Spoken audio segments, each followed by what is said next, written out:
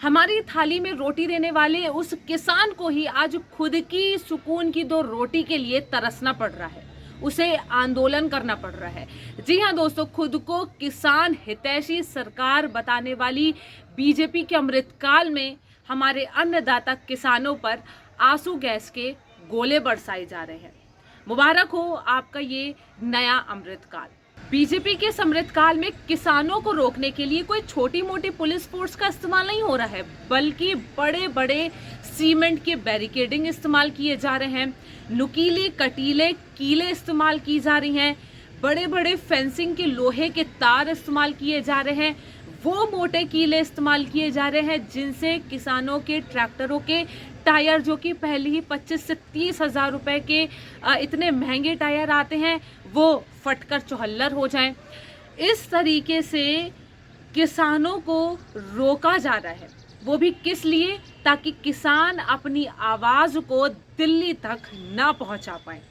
दोस्तों, हमारी सरकार में एक अजीब सी विडंबना है कि जब आप शांतिपूर्ण ढंग से विरोध करते हैं तब आपकी आवाज को सुना नहीं जाता है, आपके विरोध को पैरों तले कुचल दिया जाता है। और जब अपनी मांगों को लेकर किसान इस तरीके से जबरदस्त तरीके से बैरिकेडिंग को तोड़कर आगे बढ़ते, अपनी हक की लड़ाई लड़ने के लिए आगे बढ़ते हैं, तब इन्हें खालिस्तानी, आतंकवादी और अराजक तत्व बोल दिया जाता है।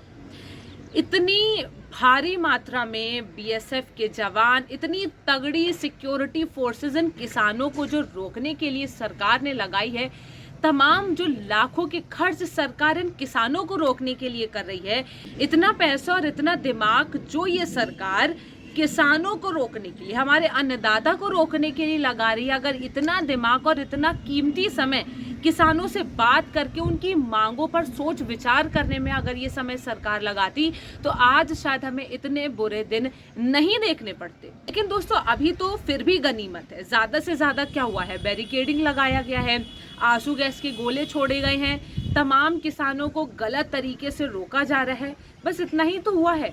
गनीमत ये है कि अभी गोदी मीडिया मैदान में नहीं उतरा है, क्योंकि जिस वक्त ये गोदी मीडिया के गुल्लू पत्रकार इस किसान आंदोलन में 2.0 में अगर ये गोदी मीडिया के पत्रकार उतरते हैं, बुरी स्थिति तब शुरू होगी, बुरा वक्त तब शुरू होगा किसानों का, जब ये गोदी मीडिया मैदान में उतरेगी।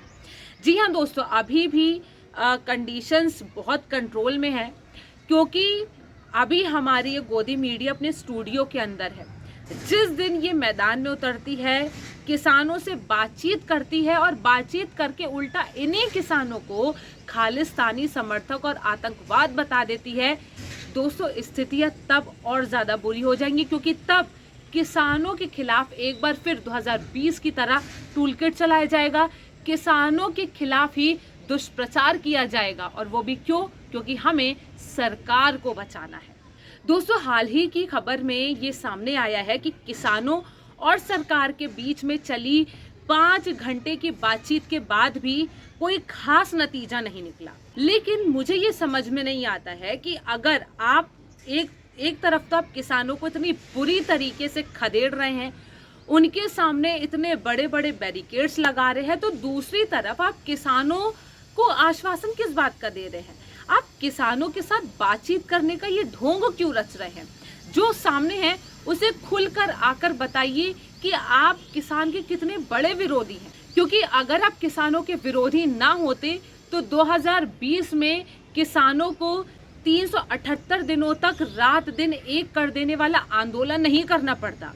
वो तो चुनाव नजदीक थे, इस वजह से पीएम मोदी को किसानों के सामने घुटने टेकने पड़े, वरना ये सरकार तो बड़े बड़े बिजनेसमैन को फायदा पहुंचाने में कोई कसर नहीं छोड़ती। दोस्तों, तमाम किसानों को रोकने के लिए दिल्ली पंजाब बॉर्डर पर, सिंघू बॉर्डर पर इतने कड़े इंतजामात किए गए हैं, सिक्योरिटी के नाम पे बड़े बड़े सीमेंट के बैरिकेडिंग लगाए गए हैं, नुकीले कटीले तार लगाए गए हैं, बड़े बड़े कीले इस्तेमाल किए गए हैं, ये कहकर कि हम किसी भी तरीके की अराजक तत्वों को अंदर नहीं घुसने देंगे, किसी भी तरीके कोई अराजकता नहीं फैलने देंगे, हम किसी भी तरीके की कोई समस्या आमजन को नहीं होने देंगे।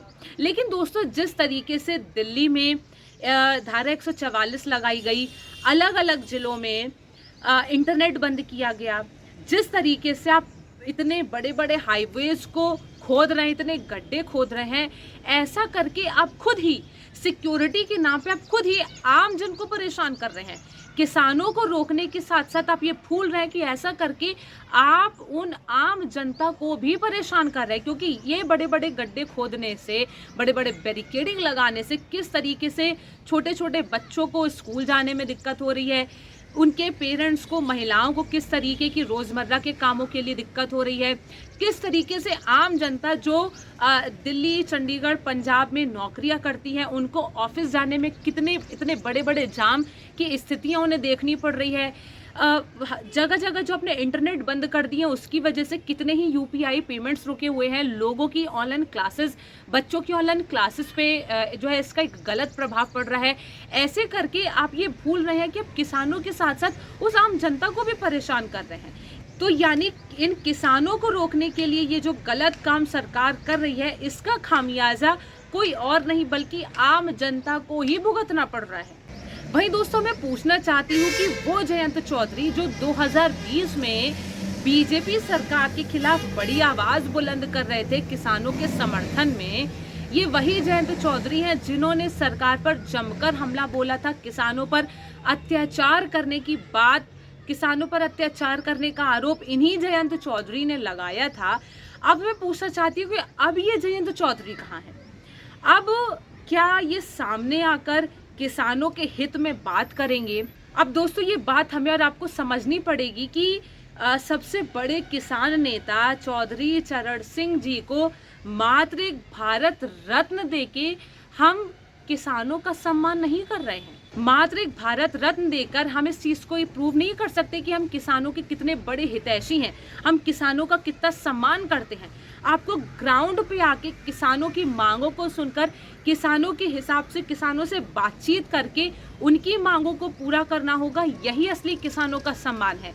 इधर आप एक तरफ चौधरी चरण सिंह को भारत रत्न देते हैं और दूसरी तरफ आप उन्हीं किसानों पर आंसू गैस के गोले बरसाते हैं। दोस्तों ये दोहरे मापदंड क्यों? क्या अगर चौधरी चरण सिंह आज जिंदा होते और इस तरीके से किसानों की दुर्गति देखते तो क्या वो ये सब देखकर खुश होते? कभी नहीं दोस्तों। वहीं दोस्तों राहुल गांधी किसानों के इस आंदोलन पे जिस तरीके से सरकार की एक अनदेखी, एक प्रताड़ना जो सरकार इन किसानों पर कर रही है, इसे लेकर राहुल गांधी क्या कहते हैं कि दिन रात झूठ की खेती करने वाले मोदी ने 10 वर्षों में किसानों को सिर्फ ठगा है। 2 गुनी आमदनी का वादा कर मोदी ने अन्नदाताओं को एमएसपी के लिए भी तरसा डाला। महंगाई तले दबे किसानों को फसलों का सही दाम न मिलने के कारण उनके कर्ज 60% बढ़ गए हैं। नतीजा लगभग 30 किसानों ने रोज अपनी जान गंवाई है। धोखा जिसकी यूएसपी हो वो एमएसपी के नाम पर किसानों के साथ सिर्फ राजनीति कर सकता है, न्याय नहीं। किसानों की राह में कीले बिछाने वाले भरोसे के लायक नहीं है। इनको दिल्ली से उखाड़ फेंको, किसान को न्याय और मुनाफा कांग्रेस देगी। तो दोस्तों ये पहले जान लेते कि आखिर किसानों की मांगे है क्या जिन्हें लेकर वो एक बार फिर से आंदोलन कर रहे हैं। सभी फसलों की एमएसपी पर खरीद की गारंटी का कानून बने, डॉक्टर स्वामीनाथन आयोग की रिपोर्ट के हिसाब से कीमत तय हो, किसान खेत मजदूरों का कर्जा माफ हो और पेंशन दी जाए, भूमि अधिग्रहण अधिनियम 2013 दोबारा लागू किया जाए, लखीमपुर खीरी कांड के दोषियों को सजा दी जाए। जी हाँ, वही कांड जिसमें जिस व्यक्ति ने किसानों को रौंद दिया था, उसी दोषी के पिता आज बीजेपी में छाती चौड़ाकर बैठे हुए हैं। और वही सरकार जो खुद को किसान हितैषी सरकार बोलती थी, वो ही किसान हितैषी सरकार किसानों को मारने वालों के रिश्तेदारों को, उनके पिता को पनाह दे रही है। जिस तरीके से सरकार का किसानों के प्रति ये विरोधाभास रवैया है, इसे लेकर आप क्या सोचते हैं? जिस तरीके से किसानों को दिल्ली पहुंचने में रोका जा रहा है, जिस तरीके से किसानों के साथ एक बदसलूकी की जा रही है, उन्हें ज़बरदस्ती प्रताड़ित किया जा रहा है, इन तमाम मुद्दों को लेकर आप क्या सोचते हैं? सरकार के इस रवैये को लेकर आप क्या सोचते हैं? कमेंट सेक्शन में हमें ज़रूर बताएं। तब तक के लिए मुझे दीजिए इजाज़त। नमस्कार।